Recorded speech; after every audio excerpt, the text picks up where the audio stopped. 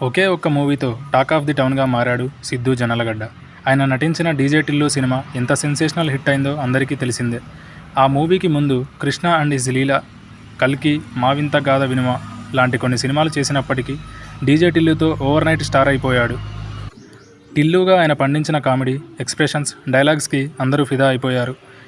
ఈ సక్సెస్ తర్వాత భారీ ఆఫర్లు వచ్చినా వద్దనుకున్న సిద్ధు ఈ మూవీకి సీక్వెల్తో ఈ వేసవిలో అందరి ముందుకి వచ్చాడు.